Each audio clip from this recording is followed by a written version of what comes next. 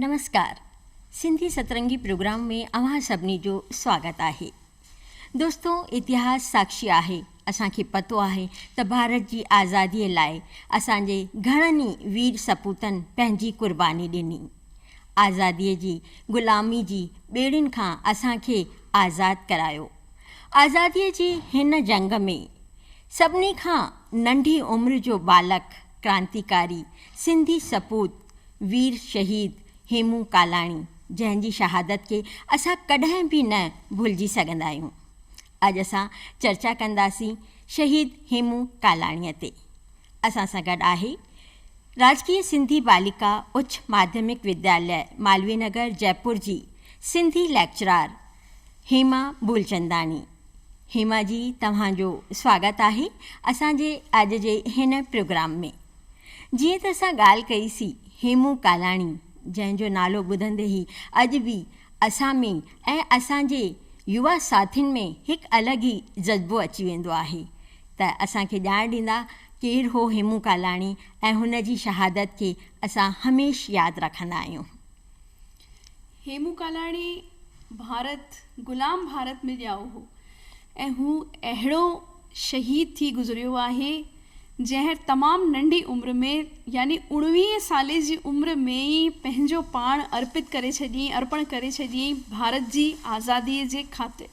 हेॾे नंढे ॿार मां असांखे उमेदु थींदी आहे, जंहिंखे इंग्लिश में चवंदा आहियूं टीनेज जा ॿार, 16 खां 19 साले जा ॿार, उहे रुॻो पंहिंजे बारे में सोचंदा आहिनि कि असांखे छा खपे, असांखे छा थो वणे, मां कीअं थो अॻियां वधी सघां। पर हुन एतिरी नंढी उमिरि में ई पंहिंजो पाण खां मथे उथी करे देश जे बारे में सोचियो ऐं देश मथां कुर्बान थी वियो। उहो ई हो असांजो सिंधियुनि जो सचो सपूत हेमू कालाणी। बिल्कुलु सही ॻाल्हि था चओ तव्हां हेमा जी, कि नंढपण खां ई हिकु संस्कार हूंदा आहिनि ॿारनि में, जेके घरां मिलंदा आहिनि, परिवार मां मिलंदा आहिनि, ऐं उहे संस्कार ई अॻियां चवंदा आहिनि उहो ॿिज अॻियां हली करे वधंदो आहे, पौधो बणिजो आहे। त उन्हनि जे घर जो, परिवार जो छा माहौल हो ऐं उन जो जन्म किथे थियो जो हुन में देश भक्ति जी हिकु जोति जॻण लॻी। हेमू कालाणी जो जन्म सखर सिंध में 23 मार्च ते थियो ऐं 23 मार्च असांखे इन करे यादि रहंदी छाकाणि त हिन ॾींहं ते भगत सिंह खे बि फांसी ॾिनी वई हुई ऐं उन ई ॾींहं ते साॻे शहादत वारे ॾींहं ते असांजे हेमूअ सिंध जे सखर में जन्म वरितो। ऐं हिन खे प्रेरणा जेका आहे सा पंहिंजे घर मां ई मिली। उन लाइ असीं चई सघूं था त हिकिड़ी आखाणी असां ॿुधल आहियूं त हिकिड़े दफ़े जी ॻाल्हि आहे, हेमू रस्ते ते वञे पियो किथे, स्कूल मां मोटंदे ऐं ॾिठईं त भीड़ लॻी पई आहे। उत्सुकतावश हूअ क्रांतिकारी त हो, वीर त हो ई, वियो भीड़ जे वेझो, ॾिठईं त हिकु पुलिस जो सिपाही, तंहिं वक़्तु असांजे मथां अंग्रेज़नि जो राज हो, अंग्रेज़ी हुकूमत हलंदी हुई, त अंग्रेज़नि जो इहो सिपाही हिकु ग़रीब ते ज़ुल्म करे रहियो हो, मारे रहियो हो। हेमूअ खे ॾाढो गुस्सो आयो। हुन चयईं कि भई छो ईअं छो थी रहियो आहे। खईं हिकु पथर ऐं हुन सिपाहीअ ते हणी कढी। हू सिपाही भीड़ में हिन हेमूअ खे ॾिसी वरितईं ऐं हेमूअ जे पुठियां भॼियो। पर हेमू नंढड़ो हो, तकिड़ो हो, पहलवान हो, भॼी निकितो घिटियुनि मां, गलियुनि मां, ऐं सिपाही हुनखे पकड़े न सघियो। ॿिए ॾींहुं जॾहिं हेमू स्कूल वियो त पुछियईं, चुप रहण लॻो, त हुनजे मास्तर हुन खां पुछियईं, छाकाणि त हेमू पढ़ण में होशियार हो। हुनजे मास्तर हुन खां पुछियईंसि कि छो हेमू, अरे तूं गुमसुम छो आहीं, चुप आहीं। त हेमूअ सॼी वार्ता, इहा जेका ॻाल्हि पुठिए ॾींहं ते हुन सां गॾु थी हुई, पंहिंजे मास्तर खे ॿुधायईं कि मां कल्ह इहो ॾिठो ऐं इहो छो आहे, अंग्रेज़ सिपाही असां सां गॾु ईअं ज़ुल्म छो करे रहिया आहिनि। त मास्तर हुनखे ॿुधायो त असीं हिन वक़्तु ग़ुलाम भारत में जी रहिया आहियूं, असीं अंग्रेज़नि जा ग़ुलाम आहियूं, असांखे कोई हक़ कान्हे। त हेमूअ चयो, असांखे ॾिसण जो बि अधिकार कान्हे, असां ॾिसी बि नथा सघूं। चईं, न, असांखे इहो बि हक़ कान्हे, ऐं वधीक तोखे तुंहिंजो चाचो घर में अथई, उहो हिन बारे में ॿुधाए सघंदई। अच्छा। त हेमू चयो कि ठीकु आहे। हुन पंहिंजे काका खां पुछियो। हुन जो काका जेको आहे हेमूअ जो, उहो बि वीर सिपाही हो ऐं हिकु क्रांतिकारी हो। त हिन घटना खां ई इहो चयो वेंदो आहे कि हेमूअ खे घर मां प्रेरणा मिली पंहिंजे चाचा खे ॾिसी करे, पंहिंजे काका खे ॾिसी, साथ ई हिन घटना हेमूअ ते ॾाढो असरु विधो ऐं हुन चयो कि मां भले कुझु बि थी वञे देश खे आज़ादु कराए ही रहंदमि। मतिलबु उहा ई ॻाल्हि आहे कि घर खां ई उनखे प्रेरणा मिली ऐं जॾहिं हुन ॾिठो कि एॾा ज़ुल्म अंग्रेजी सरकार करे रही आहे ऐं केरु अॻियां नथो थिए, छाकाणि त हर को ग़ुलाम बणिजी रहियो हो उन वक़्त में, ऐं उहो दीपक उन जे घरां उन में ॿरी वियो ऐं हू आज़ादीअ जी जंग में शामिलु थी वियो। त उन खां पोइ कॾहिं हुनखे इहो लॻो कि मां बि हिन में हिसो वठां या अॻियां खां अॻियां मां पंहिंजे भारत लाइ, पंहिंजे देश लाइ, आज़ादीअ लाइ अॻियां अचां? 1942 जी में जॾहिं महात्मा गांधी, असांजे पूज्य Mahatma Gandhi quit India movement, Bharat छोड़ो आंदोलन हलायो हो, तंहिं वक़्तु हुनखे लॻो कि मूंखे बि पंहिंजो योगदान भारत खे स्वतंत्र कराइण में, भारत खे आज़ादु कराइण में, ग़ुलामी जी ज़ंजीरुनि खां आज़ादु कराइण में मूंखे बि कुझु करणु खपे। तॾहिं खां वठी हिन सोचियो कि मां बि पंहिंजो योगदान भारत जी स्वतंत्रता लाइ, भारत जी आज़ादीअ लाइ ॾियां। ऐं हिन सां गॾोगॾु महात्मा गांधी हिकु आंदोलन हलायो हो कि स्वदेशी अपनाओ, यानी लोकल लाइ असांखे वोकल थियणो आहे, जेको कि अॼु बि असां ॿुधी रहिया आहियूं, वोकल फॉर लोकल। त उहो जज़्बो हेॾा साल पहिरीं, यानी आज़ादी त 47 में मिली, यानी अॼु असां हेॾनि सालनि खां पोइ था ॾिसूं, पर उहो जज़्बो हुन में तॾहिं हो। हुन महात्मा गांधी जो पूरो साथ ॾिनो कि असांखे स्वदेशी शयूं अपनाइणियूं आहिनि, विदेशी शयुनि जो बहिष्कार करिणो आहे। हिन सां छा फ़ाइदो थींदो कि जेके शयूं असांजे देश में ठही सघनि थियूं, कामयाब कारीगर, हुनरमंद असांजे देश में मौजूदु आहिनि, त पोइ असां विदेशी शयुनि जो छो अपनायूं, छो एक्सेप्ट कयूं हुननि खे। तॾहिं खां वठी हुन में जज़्बो जाॻियो कि असां जेको आहे स्वदेशी शयुनि खे अपनायूं, स्वदेशी खे वधीक महत्व हुन ॾिनो हो। बिल्कुलु, तॾहिं खां ई चवंदा आहिनि कि हूंदराज दुखायल जेके असांजा मशहूरु शाइर थी चुका आहिनि, उन वक़्तु उन्हनि लिखियो हो कि ॼमियो आहीं अवस मरंदे, मगर मर शेर नर बणिजी, बहादुर सूर मुंहुं बणिजी, न बण गीदी गीदड़ बणिजी। मतिलबु त तव्हां में उन टाइम इहे कविताऊं ॿुधी करे हिकु अलॻि ई जज़्बो अची वेंदो हो, हिकु अलॻि ई जोश अची वेंदो हो। ऐं जॾहिं अहिड़ियूं कविताऊं हेमू कालाणीअ बि ॿुधियूं त हुन जे अंदरि हिकिड़ो खून, चवंदा आहिनि न, खोलिजी वियो कि न, कुझु बि थिए मूंखे पंहिंजे देश खे आज़ादु कराइणो आहे ऐं इन्हनि फिरंगियुनि खे हितां कीअं बि करे कढणो आहे। त असां इहो ॿुधो आहे कि जॾहिं हेमू कालाणी हिन दौर में, हिन भारत छोड़ो आंदोलन में शामिलु थिया, त उन्हनि जी बि हिकिड़ी सेना जो गठन थियो हो। उहा कहिड़ी सेना हुई? हिननि स्वराज सेना जो गठन कयो हो, जेका बेसिकली स्टूडेंट्स जी, शागिर्दनि जी सेना हुई, ऐं ही हुन स्वराज सेना जी अॻुवानी कंदा हुआ। यानी कि ईअं न आहे कि हिकदमि सां हिननि सेना ठाही, पर जॾहिं ॾाढा ई नंढा हुआ त स्कूल में जॾहिं पढ़ंदा हुआ तॾहिं ई छा कंदा हुआ, पंहिंजी टुकड़ी ठाहे करे बालक मिली करे ऐं अंग्रेज़नि जी बस्ती, उन वक़्तु छा हूंदो हो कि अंग्रेज़ अलॻि सोसाइटी में रहंदा हुआ ऐं असां भारतीयुनि खे त हू पंहिंजो ग़ुलाम सम्झंदा हुआ। त असां खां अलॻि हुननि जी जेका बस्ती, जेका कॉलोनी हूंदी हुई, उते हेमू पंहिंजी सेना, पंहिंजी टुकड़ीअ सां गॾु भारत जो तिरंगो झंडो खणी घिड़ी वेंदो हो ऐं नारा लॻाईंदो हो, इनकलाब जिंदाबाद, भारत माता की जय, ऐं अंग्रेज़नि जो खून साड़ींदो हो। ईअं करे हुननि खे लॻे कि ॾिसो, नंढड़ा नंढड़ा बालक बि असांजा विरोधी आहिनि, कीअं हिननि खे संस्कार कहिड़ा आहिनि कि हू असांजो खून खौलाइण लाइ एॾी हिमत इन्हनि जी कि असांजी घिटियुनि में घिड़ी आया आहिनि, असांजी कॉलोनी में घिड़ी ऐं असांजे ई खिलाफ़ नारेबाज़ी करे रहिया आहिनि। चवंदा आहिनि न कि स्कूल टाइम में बि हेमू तमामु ॾाढो तेज़ हूंदो हो, तैराकी में हूंदो हो या साइकिलिंग में हूंदो हो, ऐं स्विमिंग एॾी सुठी कंदो हो जो सख विराज में टिपो ॾेई वेंदो हो। बिल्कुलु सही चयो तव्हां पूजा जी। हेमू ॾाढो सुठो, यानी कि तैराक बि हूंदो हो, साइकिलिस्ट बि हूंदो हो। हूअ निम जी चढ़ाई, हिकिड़ी चढ़ाई ॾाढी फेमस हुई सिंध में, उहा सिधी चढ़ाई हूंदी हुई, उते साइकिल हलाए वेंदो हो, तंहिंखे चयो वेंदो आहे कि ॾाढी ॾुखी आहे। गॾोगॾु हू पहलवानी बि सिखंदो हो ऐं पहलवान हो, मज़बूत, हुनजी कद काठी ॾाढो मज़बूत शरीर जो हो, ऐं मतिलबु हुन लाइ चयो वेंदो हो कि जल्दी सां हुनखे पहलवानी में केरु हाराए न सघंदो हो। तॾहिं त अॼु बि असां चऊं था न कि हेमू कालाणी जेको आहे अॼु बि असांजी नई टही लाइ हे प्रेरणा स्वरूप आहे ऐं उन मां घणनि ई प्रेरणा वरिती आहे ऐं उन मां घणो ई कुझु सिखियो आहे, छो त उन में जेके गुण हुआ उहे गुण अॼु असां पंहिंजे अगरि ॿारनि में विझूं था, उन्हनि खे ॾियूं था, त सचपच असांजी नई टही आज़ादु भारत में हिकु सुठी ऐं सुठे समाज जी स्थापना करे थी सघे। त असां इहो ॼाणणु चाहींदासीं की उन खां पोइ जॾहिं ही आज़ादीअ जी हिन जंग में शामिलु थियो त कीअं अॻियां वधियो। हिकिड़े दफ़े जी हिकिड़ी घटना हिन लाइ मशहूरु आहे। असां बालकनि खे किताबुनि में पढ़ाईंदा आहियूं ऐं दर्सी किताबनि में इहा आखाणी ॾिनी वई आहे कि हिकु दफ़े जी ॻाल्हि आहे सखर सिंध जी।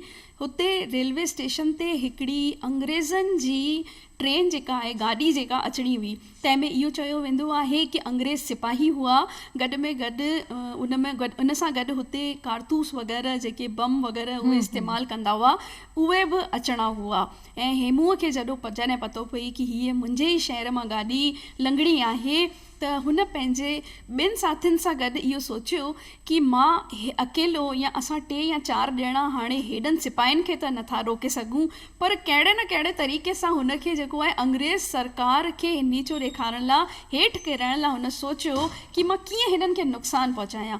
ऐं हिन वास्ते हुन सोचियो कि भई असीं फिश प्लेट्स खे उखाड़े था छॾियूं जिते ट्रेन हलंदी आहे, त हुनजी मेन इहा प्लानिंग हुई कि ट्रेन खे डीरेल करे छॾियूं, कि ट्रेन जेका आहे पंहिंजी पटरियुनि तां लही वेंदी त न सिपाही अॻियां वञी सघंदा, न असां ते ज़ुल्म करे सघंदा, ऐं कारतूस बि उते जो उते ई लूट खसोट में सभु ख़त्म थी वेंदा।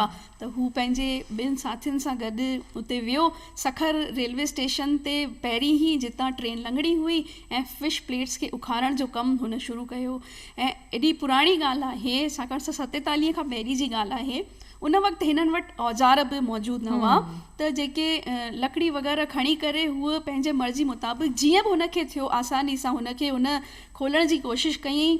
एॾो त आवाज़ु थियणु लॻो जो पहिरीं त हुते चयो वेंदो आहे कि हिकिड़ी बिस्किट फैक्ट्री हुई, त उतां जो चौकीदार हुते आयो। उन चयईं कि भई सावधान थी वञो, तव्हां हीअ छा करे रहियो आहियो। पर हेमूअ चयो न, मूंखे त पंहिंजे देश लाइ इहो कमु करिणो ई आहे। मां अंग्रेज़ सरकार खे हुननि जे जेके इहे नाकाब इरादा आहिनि उन्हनि में मां कामयाबु थियणु न ॾींदसि। त डीरेल करणु जॾहिं हुनखे शुरू कयूं त हुननि चौकीदार जी ॻाल्हि न मञी टिनिनि ॼणनि। तंहिं वक़्तु कंहिं वञी करे अंग्रेज़ सरकार खे चई छॾियो कि तव्हांजे ईअं थी रहियो आहे, तव्हांजे राज में ॾिसो ही छा थी रहियो आहे। अंग्रेज़ सिपाही हुते अची विया ऐं हेमू खे पकड़ण लाइ आया। हेमू अकेलो ई पकड़जी वियो ऐं हुनजे साथियुनि बि हुनखे चयो, चेतावनी ॾिनी कि हल सिपाही अचनि पिया, पकड़जी वेंदासीं, जेल में विझंदा, ज़ुल्म कंदा असांजे मथां। पर हेमू चयो न, अगरि तव्हांखे डपु थो लॻे त तव्हां वञो, मां पंहिंजो इहो कमु पूरो करे पोइ ई हितां वेंदसि। ऐं ईअं ई थियो। हुन जा 2 साथी हुतां विया ऐं हेमू अकेलो पइजी वियो। अकेलो ई हुनखे सिपाही जेके अंग्रेज़ सिपाही हुआ पकड़े करे हली विया। ऐं बसि उतां ई उन्हनि जी इहा यात्रा शुरू थी कि उनखे जेल में विधो वियो। पहिरीं उनखे उमिरि क़ैद जी सज़ा ॿुधाई वई हुई, पर पोइ उनखे फाही जी सज़ा ॾिनी वई। त उहो छा हो? हुन में छा हो, हुन वक़्तु सखर सिंध में जेका सेंट्रल जेल हलंदी हुई, तंहिंमें मार्शल लॉ हो। हाणे मार्शल लॉ में छा थींदो आहे कि जेके बि सिपाही चाहिनि या सरकार जे ख़िलाफ़ बि वञी सिपाही पंहिंजो निर्णय ॿुधाए थी सघे, त उन में सखर सिंध में इहो कानून हो। तंहिं मूजिबि हेमूअ खे पहिरीं त उमिरि क़ैद ॾिनी वई, पर चयो वियो कि न, अगरि हिन खे उमिरि क़ैद ॾिनी त कॾहिं त आज़ादु थींदो ई। 14 वरह जेतिरा बि वरह हुनखे जेल में काटणा पवंदा। त अंग्रेज़ सरकार खे डपु लॻणु लॻो कि भई ईअं न थिए जेल मां निकिरी वरी हीअ असां लाइ ख़तरो ठही पवे, वरी असांखे किराइण लाइ, असांखे परेशान करण लाइ इहो कुझु न करे। त उन वक़्तु कर्नल हो हिकिड़ो जंहिंजो नालो हो रिचर्डसन, तंहिं हिन जी सज़ा खे उमिरि क़ैद मां बदिले करे फांसीअ में तब्दील करे छॾियो ऐं ॾींहुं मुक़ररु कयो वियो कि हिन वक़्तु हिन ॾींहं ते हिन खे फांसी ॾिनी वेंदी। ऐं उहो ॾींहुं हो 21 जनवरी। 21 जनवरी जे ॾींहुं जॾहिं हिन खे फाही ॾिनी वई, सॼो सिंध ग़मगीन थी वियो। हर कंहिंजे अखियुनि में ॻोढ़ा ई ॻोढ़ा हुआ, छाकाणि त एतिरी नंढी उमिरि में शहादत मिलण वारो हेमू कालाणी अॼु असांखां परे थी वियो आहे। ऐं उहो हेमू कालाणी जेको पाण खे आज़ादीअ खां आज़ादी ॾियारण वारो हो, ग़ुलामीअ जी ॿेड़ियुनि खां दूरि करण वारो हो। उन जे लाइ सॼो सिंध ॼण हिकजुट थी वियो ऐं सॼो सिंध चवंदा आहिनि की शहर ॿाहिरि निकिरी आयो। हो बिल्कुलु सही पिया चओ अथव पूजा जी, छाकाणि त असां सिंधियुनि लाइ इहा फ़ख़ुर जी ॻाल्हि हुई कि हेॾी नंढी उमिरि में ई हुन बालक में देश भक्ति जो जज़्बो हो। हुन सोचियो कि भई मां कीअं नुक़सानु पहुचायां त कीअं त असांजो पीछो छॾनि, कीअं त असांखे आज़ादी मिले। ऐं हिन करे सॼो शहर हुनखे मतिलबु इन कोशिश में लॻी वियो कि हलो तव्हां सज़ा ॾियण था चाहियो त हुनजी सज़ा खे उमिरि क़ैद में करे छॾियो। सेठियुनि इहो फ़ैसिलो कयो कि अंग्रेज़ सरकार खे मथां लालच ॾियूं त भई असां हिकिड़ी तराज़ी रखंदासीं, हिकिड़े तरफ़ हेमूअ खे विहारियो, हिकिड़े तरफ़ सोन चांदी नोट हीरा जवाहरात जेकी तव्हां चवंदा उहे असां सरकार खे ॾियण लाइ तयारु आहियूं, पर तव्हां सिर्फ़ु हेमूअ खे आज़ादु कयो, छाकाणि त असांखे असांजे भारत देश खे अहिड़े सपूतनि जी ज़रूरत आहे हिन वक़्त में। पर अंग्रेज़ सरकार हुननि सेठियुनि जी माण्हुनि जी कंहिंजी बि कुझु न मञी। हेमूअ जे पीउ द्वारा बि केस फाइल कई हुई कि मुंहिंजे पुटड़े खे आज़ादु कयो वञे। मात्र 19 साल जो ई हो, छाकाणि त जॾहिं हुनखे फांसी जी सज़ा मुक़ररु हुन लाइ कई हुई केवल 2 महीना पहिरीं ई, जॾहिं हू 20 साल जो थियण वारो हो, उनखां 2 महीना पहिरीं ई हीअ सज़ा थियणी हुई हुनखे। पर सभु जेकी आहे हुनजी पिटीशन मना करी वई ऐं हुनजो ॾींहुं मुक़ररु कयो वियो कि भई 21 जनवरी ते हिनखे फांसी ॾिनी ई वेंदी। हा, चवंदा आहिनि कि जेल में बि हू शाह अब्दुल लतीफ़ जी इन तुकुनि खे पियो चवंदो हो, सूरी आहे सिंगार असुल आशिकनि जो, सूरी जिन सेज मरण तिन मुशाहिदो।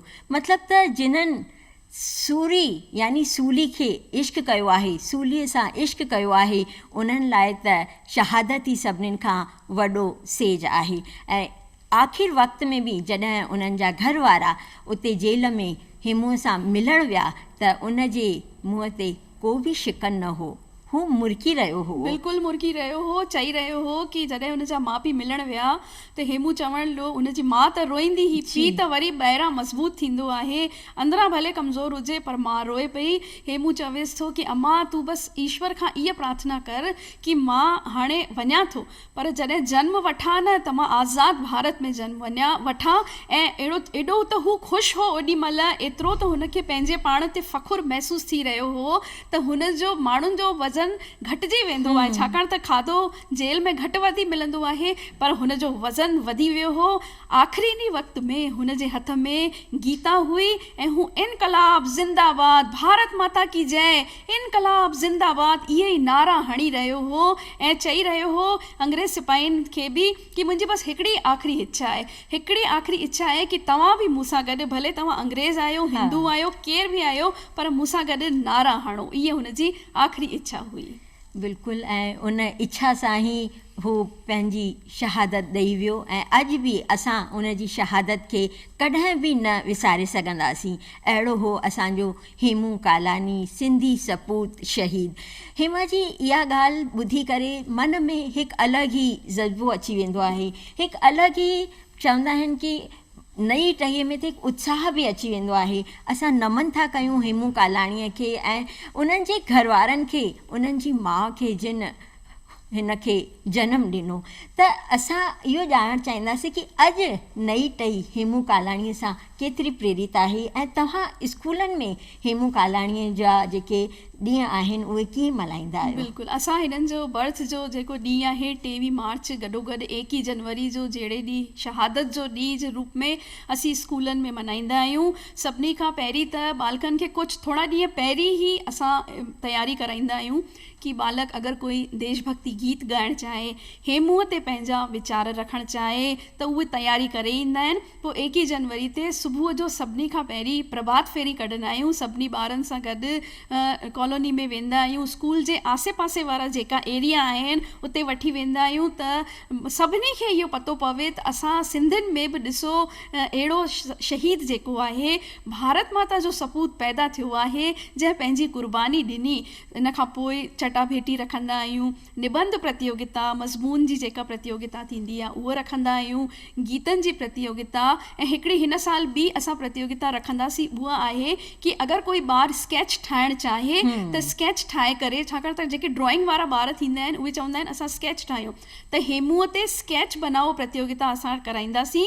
गॾोगॾु हेमूअ जो जेको आहे हिकिड़ो रंग भरो प्रतियोगिता असां काफ़ी सालनि खां कराईंदा पिया अचूं कि ॿारनि खे कंप्यूटर तां प्रिंट कढी ॾींदा आहियूं ऐं ॿारनि खे हुननि खे रंग भरण लाइ हिन में चवंदा आहियूं, छाकाणि त ॿारनि खे पतो पवे, सभिनी खे पतो पवे, न ॿार न वॾा, सभिनी खे, टीचर्स खे बि, कि ॾिसो असांजो अहिड़ो शहीद हिकिड़ो पैदा थियो आहे। उहो नज़र कीअं ईंदो, ॾिसणु कीअं ईंदो हो। हिकिड़ी जॾहिं असां, हू मूंखे अॼु बि यादि आहे कि पिछले साल जॾहिं असां हीअ रंग भरो प्रतियोगिता कराईसीं त ॿारनि एॾा न सुठा उन्हनि में रंग भरिया, ईअं लॻे पियो ॼण हेमू असांजे साम्हूं साक्षात मौजूदु आहे। ॾाढा सुठा रंग ॿारनि भरिया हुआ उन में। तमामु सुठी ॻाल्हि आहे, स्कूलनि में इहे प्रतियोगिताऊं कराए असां ॿारनि में उहो जज़्बो पैदा अञा बि करे रहिया आहियूं ऐं ॿारनि खे बि तमामु सुठो लॻंदो आहे कि असां सिंधियुनि जो सपूत हेमू कालाणी आहे ऐं हू बि हर कंहिंखे फ़ख़ुर सां ॿुधाए सघंदा आहिनि कि सिंधी जिथे बि नालो कढियो आहे, हर खेत्र में नालो कढियो आहे ऐं शहीदनि में त सभिनीनि खां अॻियां नालो आहे, छो त सभिनीनि खां नंढड़ी उमिरि जो जेको शहीद हो असांजो हेमू कालाणी हो। त हेमा जी असांखे इहो ॿुधायो कि तव्हां जेके इहे प्रोग्राम कराईंदा आहियो त पंहिंजे ई स्कूल में कराईंदा आहियो या ॿियनि स्कूलनि में बि वेंदा आहियो, इंटर स्कूल बि प्रोग्राम थींदा आहिनि? हा, असांजी कोशिशि आहे कि हेसि ताईं त असीं रुॻो पंहिंजे स्कूल में कराईंदा हुआसीं, पर आसे पासे वारा जेके नंढा स्कूल आहिनि उन्हनि खे बि खणूं ऐं उन्हनि सां गॾु इहो प्रोग्राम कयूं, मतिलबु कि उन्हनि खे बि ॼाण ॾियूं कि भले सिंधी ॿारु आहे या नॉन सिंधी ॿारु आहे, सभिनी खे पतो पवे, छाकाणि त देशभक्ति सिंधी नॉन सिंधी कुझु न ॾिसंदी आहे। देश त असां सभु, देश त जेको आहे असां सभिनी जो आहे ऐं ॿारनि खे पतो पवे त हू यंगेस्ट फ्रीडम फाइटर हो ऐं इहो यंगेस्ट फ्रीडम फाइटर असां सिंधियुनि में पैदा थियो, उन असांखे फ़ख़ुरु आहे हुन जे मथां। बिल्कुलु। त तव्हां जेके इहे कमु कंदा आहियो, स्कूल में शुरूआति कई आहे, तव्हां ॿियनि स्कूलनि में बि वेंदा आहियो, त तव्हांखे छा लॻंदो आहे ॿार इन सां केतिरा प्रेरित थिया आहिनि? छा तव्हांखे कॾहिं कंहिं ॿार अची कुझु ईअं ॿुधायो आहे हेमू कालाणी लाइ? ऐं गॾोगॾु मां इहो बि ॼाणणु चाहींदसि कि सिंधी दर्सी किताबनि में त हेमू कालाणी जो किताब में पाठ आहे, छा हिंदी में बि आहे? न, अञा ताईं हिंदी में कान्हे, पर सिंधी जेके किताब आहिनि 6 खां 12 ताईं जा, जीअं असांजो स्कूल आहे त कॾहिं 6 में कॾहिं 9 में, हिन साल जेकी किताब आहे उन में 9 में असां में हेमू कालाणी जी जेकी पूरो घटनाक्रम आहे, जेको फिश प्लेट्स वारो मशहूरु आहे, उहो हिकु एकांकी जे रूप में ॾिनो वियो आहे। जीअं असां नंढनि ॿारनि खे पढ़ाईंदा आहियूं त हिकु अगरि आखाणी ॿुधाईंदा आहियूं या एकांकी कयूं, प्ले कयूं, त हुननि खे छा इंट्रस्ट ईंदो आहे, रुचि उथंदी आहे ॿारनि जे मन में, हुननि खे बि लॻंदो आहे हाणे छा थींदो, हाणे छा थींदो, हिन खां पोइ छा थियो, ऐं हिकु मज़मून जे रूप में हूंदो आहे त थोरो बोरिंग लॻंदो आहे। त इहो असां पूरो ध्यानु रखंदा आहियूं त किताब में जॾहिं ॾेई रहिया आहियूं त हिकु या त आखाणीअ जे रूप में ॾियूं या हिकु एकांकी जे रूप में ॾियूं, ऐं गॾोगॾु कोशिशि इहा कंदा आहियूं कि सभिनी खे गॾु खणी करे हलूं, ऐं कोशिशि अॻियां इहा बि रहंदी असांजी कि न केवल सिंधी जे दर्सी किताब में बल्कि सोशल स्टडी में ॾेई सघूं था, हिंदी में असीं का जीअं कहाणी हेमू कालाणी जे मथां कोशिशि कंदासीं कि ॾेई सघूं ताकी सभिनी शागिर्दनि खे हेमूअ जी शहादत जे बारे में ॼाण मिले। तमामु सुठी ॻाल्हि आहे। ऐं छो न पए, असां ॿियनि शहीदनि जे बारे में बि त पढ़ंदा आहियूं, त हीअ बि हिकु शहीद हो, त हिंदी किताबुनि में बि जॾहिं इन जो लिखियो वेंदो, लेख या पाठ रखियो वेंदो, त असांजे सभिनी हिंदुस्तानियुनि खे पतो पवंदो कि हा सचपच सिंधियुनि जो सिंधी सपूत हेमू कालाणी हो। मां इहो ॼाणणु चाहींदसि कि हेमू कालाणी जी शहादत खां पोइ घणी जॻह उन्हनि जा स्मारक ठाहिया विया ऐं कुझु टिकलियूं बि उन जे बारे में निकितियूं, त उन बारे में बि असांखे थोरी ॼाण। हा, सभिनी खां पहिरीं जेको आहे राजस्थान जे टोंक ज़िले में हेमू जी प्रतिमा ठाही वई, ऐं न केवल टोंक में, अजमेर में आहे। अजमेर में हेमू कालाणी जी न केवल प्रतिमा आहे बल्कि हेमू कालाणी चौक मशहूरु आहे। उते हर साल 21 जनवरी ते प्रोग्राम थींदा आहिनि। न केवल सिंधी असांजा भाउ भेण, पर ॿी जात वारा बि हुते ईंदा आहिनि। हेमूअ जी शहादत जे बारे में ॿुधायो वेंदो आहे। हिन सां गॾु गॾु 2003 में असांजी संसद में, इहा ॾाढी असां लाइ फ़ख़ुर जी ॻाल्हि आहे सिंधियुनि लाइ, कि संसद में हेमूअ जी प्रतिमा जो अनावरण कयो वियो, ऐं उहो कयो वियो असांजे भारत जे पूर्व प्रधानमंत्री आदरणीय श्री वाजपेयी द्वारा, श्री LK आडवाणी द्वारा।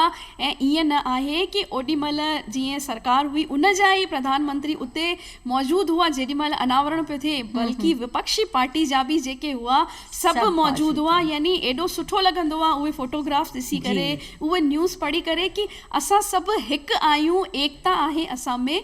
ऐं हिन जे अलावा भारत जे अलॻि अलॻि शहरनि में, कोटा में आहे जीअं, ऐं इन जे अलावा दिल्ली में लाजपत नगर में शहीद हेमू कालाणी जे नाले ते शहीद हेमू कालाणी सर्वोदय विद्यालय आहे। देश विदेश में जॻह जॻह ते हेमू कालाणी चौक, हेमू कालाणी धर्मशाला, हेमू कालाणी जी प्रतिमाऊं ठहियूं आहिनि ऐं अञा बि असांजी सिंधी पंचायतुनि द्वारा ऐं भारत सरकार जे सहयोग सां ठाहियूं वेंदियूं आहिनि। असांजी जयपुर में बि हेमू कालाणी जी प्रतिमा जो अनावरण कयो वियो हो तत्कालीन उप प्रधानमंत्री लाल कृष्ण आडवाणी पारां।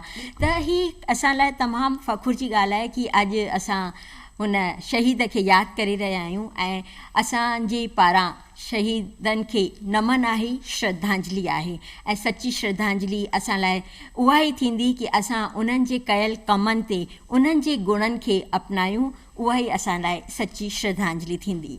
हिमा जी, तव्हां अॼु असांजे हिन प्रोग्राम में आयो, तमामु सुठी ॼाण ॾिनव, तव्हांजो ॾाढो ॾाढो धन्यवाद। ॿिए प्रोग्राम में वरी को नओं विषय खणी हाज़िर थींदासीं। हाणे ॾींदा इजाज़त। नमस्कार।